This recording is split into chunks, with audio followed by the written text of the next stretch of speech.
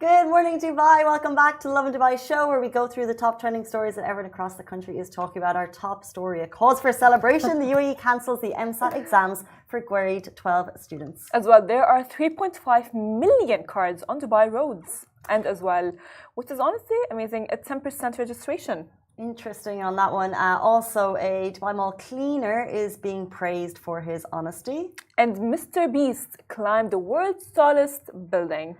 Also, later on in the show, we're going to be joined by Maha Abouelenein on the 7 rules of self-resilience, hustle culture, personal brand building, and should you work for free?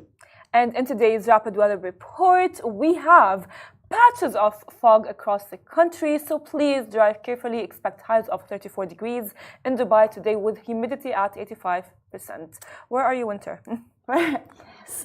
You know what? I feel like about the weather, we're pretending that it's winter. Like everyone's like, it's early November, so we're going to be outside. It was roasting this weekend. It's still so sticky. I know. And I was like moving houses. And in light of that, I'm like keeping my winter clothes, like out in case winter decides to arrive. So if you are deciding to arrive winter, my clothes are ready for you. And so Farah, first of all, welcome back, Farah. She's been away for a week. We missed you much. And you chose to move in summer weather. Yeah.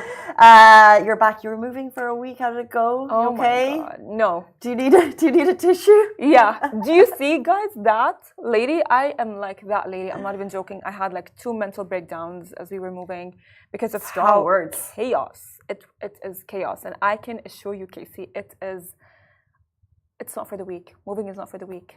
You know what the interesting thing about moving is that we're so blessed that we have people to do the moving, right? So generally there's a company, but I think we move more than people in other cities do. So for example, you might move like 3 or 4 times in your lifetime. If you're living in the city, for some reason, rental prices go up and down, and for whatever reasons, you're moving 3 or 4 times a decade. I know.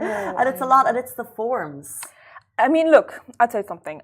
First of all, for moving, I had a mental breakdown. I told my mom, I'm like, I feel like Ibn Battuta. Because like I moved around everywhere, you know what I mean? Like Ibn Battuta, because like Ibn Battuta, he traveled around, like different countries. And I had a mental breakdown. I'm like, you know what? I feel like Ibn Battuta because of the amount of forms that I had to do. You think that it's easy, but I can tell you it is not easy at all. It's the move out and the move in. So when I was moving into our building, it was like 6 forms, and I'd never had maybe DIWA before because my landlord paid for, so I needed to get DIWA, gas, Wi-Fi, internet, everything. I swear to God, like when I moved here, like I didn't know what is the final bill. I mean, I thought, moving out, I'll take my stuff and leave. No, it's not. No, it's not. No, it's not. It's not because like they're asking for DIWA final bill. They're asking for internet final bill. They're asking for an NOC from the landlord. Okay. And if you haven't lived there for a year, you're like paying bills on top of that. It's a pricey. It is. It's a pricey really time. is, so it's okay. You'll be all right. Breathe.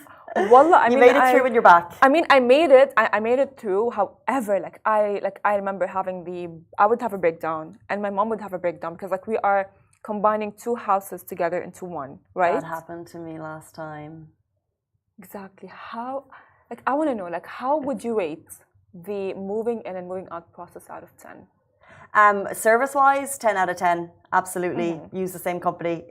People are literally taking my glasses out for me, putting them in, bubble wrapping them, putting them into a box, and repeat on the other side. Fantastic. Okay. For myself, but it was a struggle moving into a smaller place, and like there's just boxes everywhere. Playing Tetris for like 3 or 4 days. I still have wild things on the balcony I never knew I owned. But generally we move because it's a more simple process, and you get to live in different places. So fine. Yeah, it's over. I mean, I told my mom, I'm like, I really hope that we don't move out of this house. Yeah, really, you just block out that period. Yeah. Move on. Yeah, I am moving on.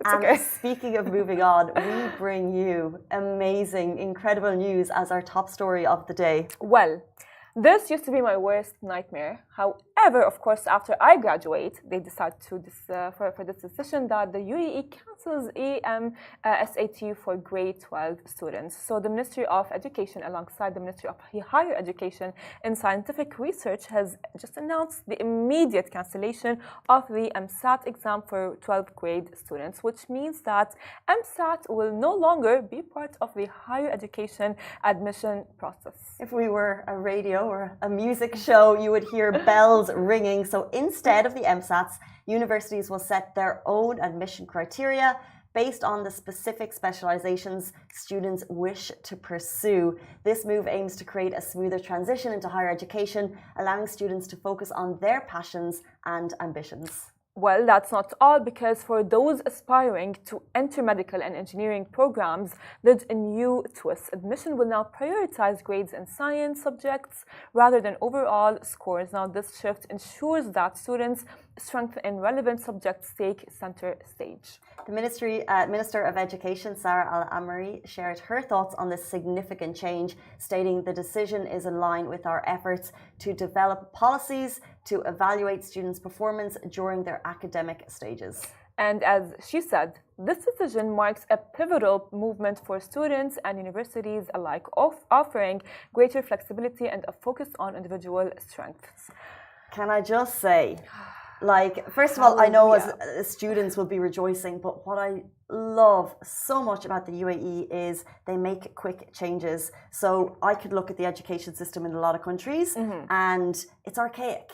And there's questions like, why are we still doing this? Because the government is not fast, they're not swift. In this case, a conversation that we'll jump into, people are saying, why am I doing these exams? Do they really have relevancy? And they just made this dramatic change, and it makes sense for education. I agree with you, because, you know, I have done the SATs and I was like thinking the whole time, why am I studying calculus?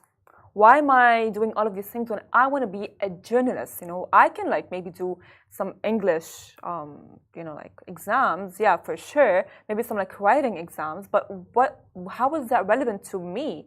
And it took a lot of my time. I'm sure it did. Can you I didn't grow up with this education system, so could you give me a rundown, or anyone else similar to myself who doesn't know what the EmSATs are? So technically, after when you want to get to university, you need to have the EmSATs and you need to have the IELTS to get to the university admissions process. And that's exactly the American SAT as well. You need to have them all done. All of them? All of them. And of course, the worst part is that you need to get like a good grade. So you need to study. Fair enough. Even, literally. I mean, yeah, as you said, fair enough. And most of the time, like the EmSATs and the American SATs, they are like math. They're calculus. And it's like, why are we doing that? You know what I mean? If someone wants to be a doctor, they are more into the biology sector, right? And someone who wants to be like a journalist like us, we are more like focused on English. So you need to get there to SATs, and then you need to do the IELTS to get through the university admissions process. After the EmSATs? After the EmSATs. And then after that, you know, or else, you know, they don't even let you graduate school if you don't have those exams. All of them. Done. Okay. So students do that, and they spend the rest of their grade 12 juggling between the exams, the regular exams, and as well the EmSATs, right? Okay. And then they have to do the IELTS, and then all of them, they come together to go through the admissions process. And then, for example, like with Maha and I realized that we didn't need that at university. You didn't. We didn't need that. Well, but the you know, on the other side of it, people say there's a lot of things we could say we didn't need at university, but it's amazing that the UAE stepped in. But my question is, now they're saying that the universities will then ask for criteria based on the course you're choosing. What about people who don't know what they want to do? I mean, like, because you don't. You're 17. Like, the world is your oyster. You could think you want to be a doctor, but in fact, your skill set lies somewhere else. So, would there be a bit of a concern there that you're focusing on one thing when you're still not really sure? I mean, that is actually a very good question, because what schools are doing right now is at grade 12, towards like the end, they hold a lot of workshops for students to know what they want and where they maybe shine better and maybe where they can exceed, you know. Now, some students as well, maybe who still don't know, there are a lot of teachers who can help with helping the students navigate what they want. I remember when I was at school, I was lucky enough to know what I want to do. But some of my friends did not know what they would want to do. So they would navigate that through, of course, you know, the teachers. Well, what we will say is it has been amazing that they have been shelved. However, students, if you're watching this, exams don't mean anything. They don't mean everything, not anything, everything, not anything. Let's jump into our next story. We're talking about cars on the roads. Well, there are 3.5 million cars on Dubai roads and a 10% registration. What does that mean? So Dubai roads are now a home to a staggering 3.5 million vehicles during daytime hours. Over the past 2 years, registered vehicles in the city have jumped by 10%, which is a remarkable increase compared to the global average of just 2 to 4%. Now, these figures were shared during a recent briefing with His Highness Sheikh Hamdan bin Mohammed bin Rashid Al Maktoum by Mukhtar Al Tayer, the Director General of Dubai Roads and Transport Authority (RTA). So, even with this number of cars on the roads and the traffic, Dubai ranks impressively on the Global Journey Time Index. So, according to the 2023 TomTom Global Traffic Index, it takes just 12 minutes and 50 seconds to travel 10 kilometers to the central business district. And now for comparison, that's a lot quicker than other major cities like Singapore and London. Now, during this briefing, His Highness was updated on some major RTA initiatives, including a whopping 16 billion dirham main roads development plan for 2024 until 2027. Now, this plan includes 22 new projects designed to enhance Dubai's already expansive road network, benefiting over 6 million people. I mean, when I read that today, I was thinking, because I already like on the road and I see a lot of cars, even if I'm not on that road, it gets me a lot of like, stress, you know what I mean? So I was thinking, does that mean more stress to individuals? No, I think, I think it's like there's a lot of cars on the road, but the RTA is putting 16 billion dirham to make sure that traffic will still continue to flow smoothly. We saw the budget announcement last week while you were away, and what is it, like 30-something%, correct me on that one, is going towards infrastructure, and a lot of that is going to be roads themselves, whether it's like the drainage, sewerage, or just improving the roads. So although we do have a pain point now with traffic, I genuinely believe there's been massive changes to ensure that traffic is going to get better as more people come into the city. So less stress, more success. More success, okay. We had these like study books when I grew up and they were called Less Stress, More Success. If you just read the book. RTA is reading the book. I mean, to be honest with you, Casey, one thing that makes me more at ease when like reading such a big number, you know, 3.5 billion is not a small number, is the fact that as I am on the road, I see a lot of like new bridges are being built and new roads are being opened. That gives me more ease. I mean, I'm looking forward to see how the roads will look like moving forward with the 3.5 billion. Me too. We're going into like that Futurama where there's going to be roads on top of roads on top of roads. But it means we're going to get to where we need to go faster. So we thank RTA for that. Jumping into our next story, this broke on Friday. This Dubai Mall cleaner is being praised for his honesty. So in what world would you leave your phone in a bathroom, in a busy mall, in a busy city, and actually get it back? Well, Hassan Al Amir is full of praise for a cleaner in Dubai Mall after he said the cleaner returned the expensive phone without second hesitation. He posted on LinkedIn saying, "I left my phone in the washroom in Dubai Mall, and after 5 minutes, I remembered it and called it from another phone. Now the cleaner answered and gave it to me. The value of my phone is equal to twice his monthly salary, but honesty is priceless." Now I hope my message reaches the management of Dubai Mall. I hope so. With this really story. hope so. What I love about it is this can happen, and it happened to my mom, by the way. About a year ago, she left her wallet with cash and cards and everything. She just left it at Dubai Mall. She went back, everything was in it, and that happened. But no one really got recognition for that. But what I really like about this is Hassan. He is an Emirati man from Abu Dhabi. He took to his LinkedIn and he posted a video of himself with the man in Dubai Mall being like, let's recognize this man for his honest deed. I mean, you know what? I would love to, if we can recognize not only this man, like everyone, all of the cleaners, all of the helpers, everyone in Dubai. Really, we live in a city where like they would not like if you lose something, you get it. You didn't lose it. It's there. You know what I mean?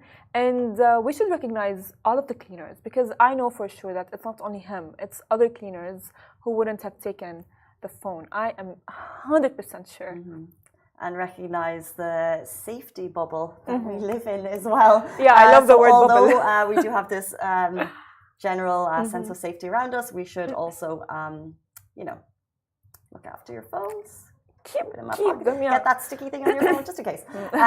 Okay, before we jump into our next story, the Lovin Dubai newsletter had a major refresh. So if you shun social media but you still want your daily dose of news fresh into your inbox every day, you can subscribe now to the Lovin Dubai newsletter. Well, you can find the sign-up link. It's our link in bio on Instagram. Simple.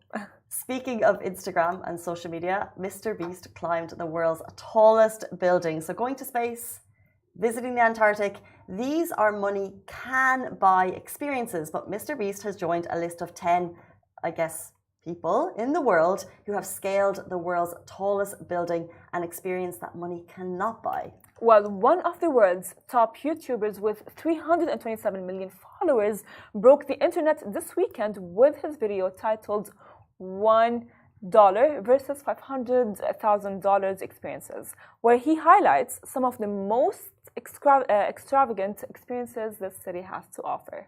You know, Mr. Beast has had his, I guess, fair share of controversies, but social media videos, he just does so well. Like, this is maybe it's like a 10 or a 20-minute clip, but there's so much content in it.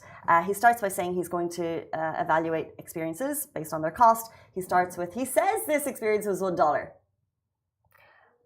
I don't think so. I don't know about that. I don't think so. The riding camel. But he only rode the camel for like a minute and then he had to get off. And then he did a couple of other experiences outside of the UAE. And then the last 10 minutes of the video is like phenomenal Dubai at its best. So he arrives in the Atlantis, they go shark diving, they're standing at the top of the frame. I didn't know that was a thing. You stand on top of the frame? I don't think you can do that.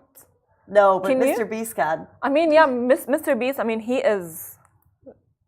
I mean, I would love to go out with him. Because like he seems to be very... He seems very adventurous and he seems very like... he's not afraid of anything. And he has done a lot. And like he climbed Burj Khalifa. Yeah, he joins a list of 10 people. Tom Cruise, Hassan Sheikh Hamdan, Crown Prince of Dubai, of course.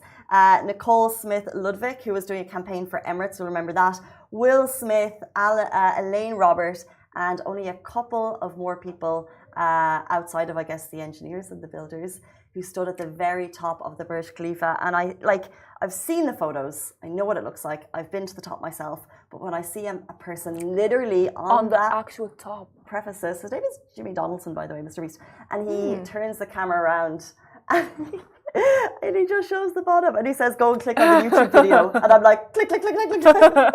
Show me how you did it. He climbed all the stairs to get there. It's so phenomenal. I'm like, Mr. Beast, I don't know how you got there. I don't think you paid $500,000 because if you did, this is what all the billionaires would be doing. It's like when you buy a Tesla because you can brand it. Now everyone's buying, not Teslas, the big Elon Musk jet Tesla trucks. Trucks. Okay, yeah.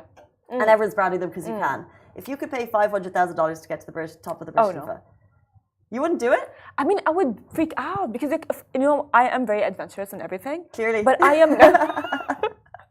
but I'm not Mr. Beast adventurous.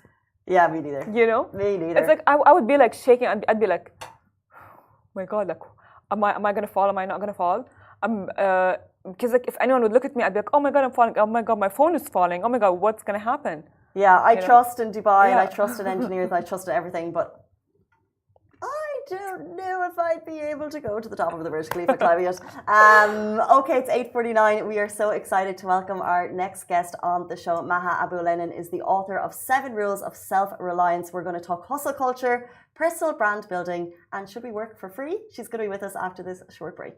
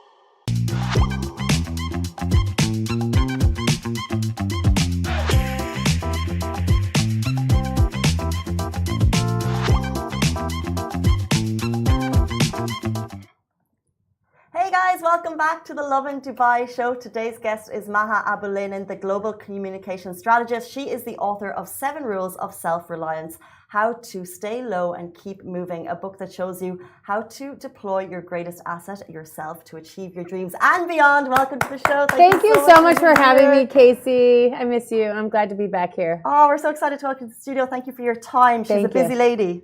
Well, I mean, I love your energy. I want to say that first and foremost. And I want to ask you, for people who are seeing this book for the first time, what is one takeaway that you would want people to leave with when looking at the book? First of all, like you said, the most important asset is yourself. The concept of self-reliance is not that I need to rely on myself, I don't need anybody. It's the concept of investing in yourself before you reach out to work with other people.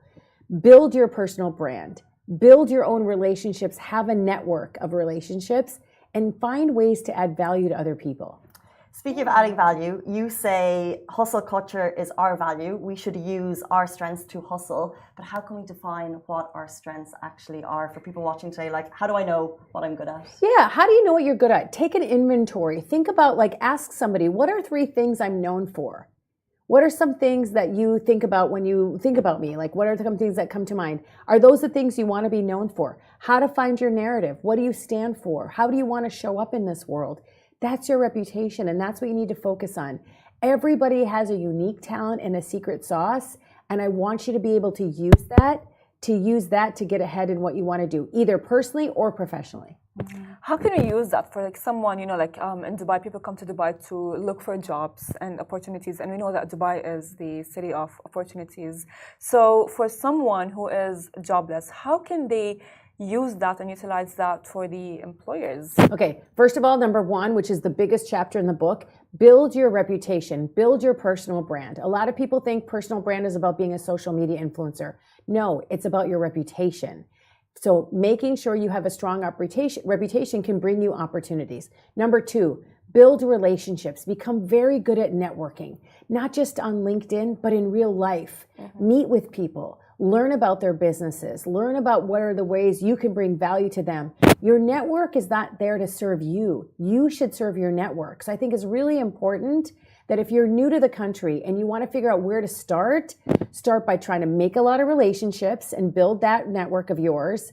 Second, focus on your reputation. What do you want to be known for? How can people really know how you can show up in the world? And number three, think about being curious. Learn about the different industries. Learn about the different opportunities that exist in Dubai. Study things like watch Lovin Dubai. Find out what's happening in industry, what's happening in culture, and find where you can kind of pull that string and be more active in that area. I think be curious was one of the biggest things in the book that came out, is like just keep deep diving into new things to find where you can add value. But one of the things also that was unique for you personally is that you've done a lot of, I guess, work for free. Yes. But for people who are looking for jobs, for example, and do you suggest that as an avenue for someone to go down? For example, unpaid internships. Yeah, I really think, like, especially if you're new to the market, one of the things you can do, I always look at an opportunity as two kind of avenues. Is this an opportunity to learn or an opportunity to earn? Sometimes I took jobs or I asked to work for free so I can show people what I'm capable of doing and be intentional about it, but also it's going to give me an opportunity to learn about that business, learn about that industry, learn and make new relationships. So I figured I worked for free for Gary Vee for quite some time. I did a big project for Matt Higgins because I wanted to spend time getting to know them. I understood the long-term benefits of investing in that relationship and not thinking about what am I going to get at the end as a transaction, knowing that I was going to get experience, I was going to get exposure, I was going to build tremendous relationships. And I feel it's critical in today's world that you don't work on instant gratification. Like, and I'm going to do this for you so you can do something for me. What about being a long-term player and putting a deposit in someone else's trust bank? I totally agree with you, but was there ever any doubt? Because like it seemed like you're not just like doing a project for someone behind the scenes, like monumental amounts of work and personal sacrifice, I'm sure, on your behalf. So was there ever inches of doubt, and how do you get rid of that doubt? Exactly. Well, you need to balance it, right? You don't want to be taken advantage of. You don't want to give away the house for free. So you need to be calculated. These are the boundaries. This is how much time I'm willing to spend. I'm willing to use my time, but I'm not going to use the resources of my company or my team because those are billable hours for clients. So you have to set that kind of boundaries of where you're going to go. And there's no risk without a reward, right? You need to figure out what am I willing, how much time am I willing to spend, how much effort am I willing to do, so I can make sure I'm not just giving away, like I said, the house for free. Well, like in a country where like a lot of internships can be maybe like, oh yeah, it's for free, right? So how can I set the boundary? Like, okay, fine, this is what I want, and this is what I want out of the internship, whether it's money or whether it's a job. Set some goals. Like, I'm going to spend some time trying to build some relationships. I'm going to, like, once you think you've learned what you want to learn, then is the time for you to say, okay, evaluate, do I need to keep going, or have I maximized my return on this investment? You know, what relationships have I built? Have I learned enough about the industry? Do I really feel like I understand? If, you know, I talk about in the story in the book of my first move to Egypt, I got offered to be the secretary for the chairman of a big company, a billionaire, Naguib Sawiris.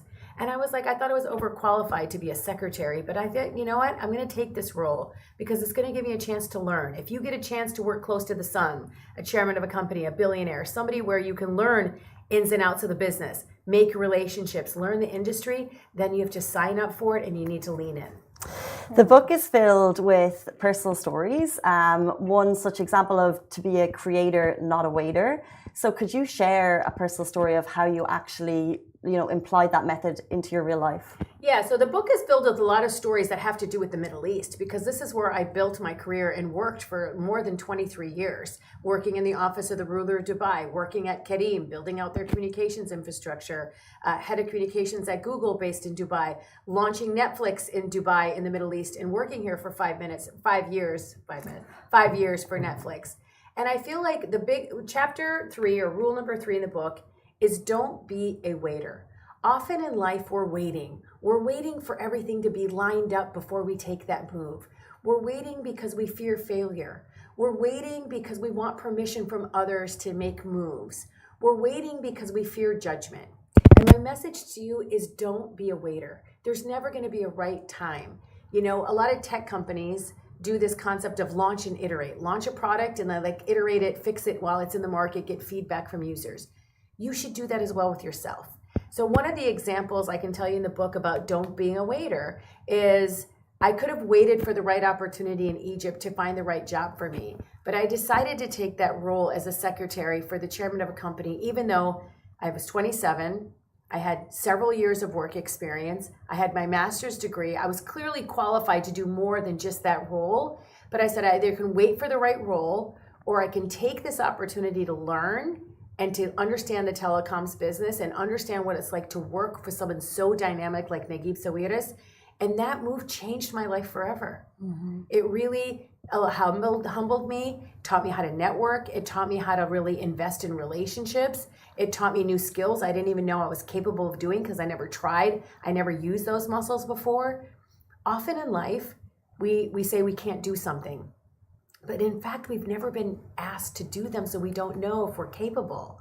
And 9 times out of 10, you step up to the challenge, you can rely on yourself to do it, and you can achieve success. Well, in your book, you talked about the importance of the personal brand, and you told us about as well how important it is to have your own personal brand. But why is it so important? Because, like, you know, when people look at, like, when you are talking about the personal brand, all I'm thinking is how is that even done, and why is it so important? Yeah, when you think about personal branding, like I said, replace it with the word reputation. And don't you care about your reputation, right? Yeah. If you're an entrepreneur, you need to have a strong reputation in order to attract talent, in order to attract investors, in order to work with the right suppliers or partners. Like when people know Lovin Dubai as a name in the market, people want to work with you because you've built a strong name, you've built a strong reputation. The same thing goes for your business or even for you. If you work at a company, why should you work on your personal brand?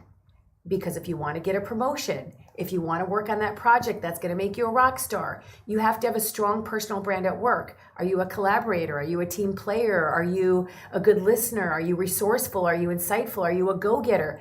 That's your personal brand at work. It's your reputation. We live in a world right now with cancel culture or, you know, a lot of people are taking advantage of the creator economy, creating their personal brands in the market. So you can't afford not to work on your reputation. You can't afford not to build your brand in the market. And your reputation, I talk about in the book, is a currency. What's its worth, what's its value, and treat it as something so valuable. Your name is the only thing you own. So true. And if we were to look, we're going to steal you for some advice, I guess. And if we were to look at that a little bit more deeply, like if I'm an entrepreneur, outside of businesses, people, like what do you actually mean for personal branding? Like give 3 pieces of advice for a person who wants to build a personal brand, who wants to start treating their reputation like currency. Okay, first of all, you need to figure out what's the thing I want to be known for? What's my purpose? What is the thing I want to talk about? Is it yoga? Is it photography? Is it my passion for writing? Is it like what is the thing that you want to be known for? It could be related to your career or not related to your career, because a lot of people have things that they like to do, interests outside of work, right? So I want my personal brand to be about how to be an effective leader or how to talk to people or how to write a good resume or a CV. So what is your purpose? That's number 1. Number 2, who is your audience? Who do I really want to talk to? And figure out the best way to talk to them. Are you comfortable in a podcast format? Are you comfortable speaking on stage? Are you comfortable in real life, not on social media, building your personal brand in your community or however else you want to activate that? Are you comfortable doing blogs because you don't want to be seen on camera, so you just want to you want to write? There's multiple formats that you can think about. What's the format you can do consistently? What's the format that makes you comfortable? Because you need to be, which is number 3, authentic. Be yourself. The only way you're going to continue to build your personal brand and be consistent about it and to meet your purpose is to do it authentically. Like it's something that is your natural state that doesn't fake it till you make it. And I find, think about who you follow on social media. Why do you like to follow them? How are you connecting with them? They evoke emotion. You like their style of communicating. They're funny. They attract you in a way that makes you want to continue to follow them. You need to think about, what is your style? What's unique to you? Everybody has something. And I really believe that. And I find that the market is abundant. There's room for everybody. And don't think, oh, there's already another personal trainer doing that on social media. I'm not going to do that. Or there's already somebody doing inspirational work on the internet. I don't think I can be that person. You can, and you should. Well, I want to say something that someone might be following all of the rules, the rules of self-reliance and everything. However, failure is bound to happen, whether we like it or not. And a lot of people are actually very afraid of failing, and they do often give up immediately from like the first inconvenience. Yeah, so I failed a lot in my life. I have been working for 30 years. I've been an entrepreneur for 20 years. I had 2 full-time jobs. I worked at General Mills, a consumer packaged goods company, and I worked at Google full-time as an employee. And, you know, failure is where I learned. Failure is where I grew. Failure is where I became innovative about what I wanted to do next. And I think we need to celebrate failures. Not everything in life is up and to the right. Like the peaks and valleys, that's where the growth comes from. And I feel like talking about it is really important. Like I love following companies and leaders who talk about their failures, because that's where the lessons come from. And I want to normalize it, because I feel like if we can find a way to find the lesson in the failure, it's what can move us forward and propel us forward. And it's actually, from my experience, where I grew the most. Like I got fired from a job and that felt terrible. I made a big mistake and I don't want to do that again. And that's what I want people to learn. Like nobody's perfect, and nobody gets to where they are by just doing success after success after success. It's learning about how to take those setbacks and turn them into comebacks. Speaking of learning from success, so you were head of communications. Like you've had such an amazing career history, but one of the roles was head of communications, MENA, global communications and public affairs for Google. So what is the most valuable thing you learned during your time there? I mean, Google is an incredible company. Obviously, it's been voted best place to work for several years in a row. So working there was the ultimate experience, except for I didn't like the hours, because you work Dubai hours, then London would wake up, and then the US, so you put in a very, very long days. But I think the thing I learned the most by working at Google is that innovation is sort of something in everything you should do. Like there's never a wrong answer. Like you can try to innovate and problem solve for what you want to get done. And they really put a big emphasis on collaboration and working on cross-functional teams. So I never felt like I was alone. And I really loved that. I took that into my company. How do we work cross-functionally across the organization? Just because this is your work area, you don't work in your silo. Maybe somebody across the aisle that's doing something completely different can bring value to what you're trying to do. And I love that. And I took that everywhere I went in my career about don't just take one perspective and one point of view on how you approach something. Try to work with different people, because everyone has a different perspective that can bring value to what you're trying to solve. Well, you are a great, I would say, a firm believer, and invest in yourself. Yes. I mean, I love that, because like you said it at the beginning of the interview, and now you are keep on saying it in different ways. So what does that mean to you, and how can we do that today? Yeah, and it's why I put it on the cover of the book. Yeah. Own your future by investing in yourself. I don't want to get left behind, Casey, because I don't know things, right? Everything on the internet is for free. YouTube videos are for free. Podcasts are for free. Spending time learning from somebody is for free, right? So I want you to think about not waiting for your manager to invest in you. Your manager's not waking up every day thinking about your career. Guaranteed. So you need to invest in yourself. Market is changing. Culture is changing. AI is here. The internet is taking over in ways that we never thought imaginable. So what are you doing to invest in yourself to stay ahead? Because the market is now a level playing field. Because of a global remote working environment, I'm not just competing with people in Dubai. I might be competing with someone with an internet connection that can take my job, because now they're hiring people remotely, right? So you need to stay competitive. You need to invest in yourself, read books, learn new skills, build more relationships. That's what I mean by invest in yourself. I'm not talking about monetary value, like you have to go take courses and pay for things. I'm talking about always sharpening yourself, always thinking about what can I learn? How can I take advantage? We've never lived in a better time to be alive.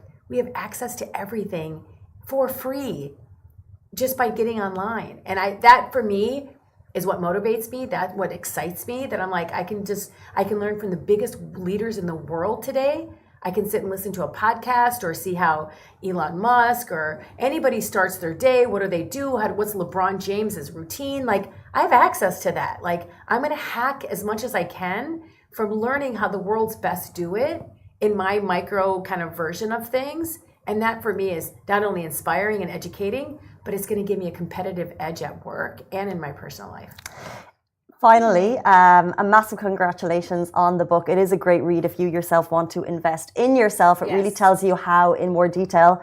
But in your words, who is the book for and where can people find it? So the book is for anyone with ambition. I feel like a lot of the feedback that I've gotten in the book, it hasn't been out a month yet. Thank God we're a bestseller. People have been reading it and consuming it either in audio format or in the hardcover. And they're telling me if you're a young adult or a young entrepreneur, you want to learn how to have skills to learn how to build a network. How do you master the art of the DM on LinkedIn? How do you build relationships? If you're young in your career, you need to do that.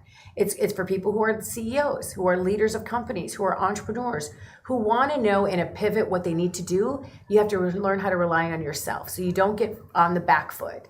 It's for people who are leaders in transition. You're in corporate, you want to be an entrepreneur. It's really for anybody. It truly is. I get that feedback from a lot of people that in different genres of their lives stages, they're consuming this book, loving kind of the value that it's bringing to them. The book is available on Amazon. It's also available at Kinokiniya. How do I say that? I don't know. That big bookstore. The biggest bookstore. And McGrudy's is available here locally at bookstores, but it's also available on Amazon. You order it today, it'll be at your doorstep tomorrow. Maha, thank you so much for your time this morning. We really appreciate it. Appreciate having me. Thank you, Farah. Thank you, Farah. And that brings us to the end of the show. We're back here with you tomorrow morning. Have a fabulous Monday. We'll see you then. Bye-bye. Great. Can we get the lights on to take a photo?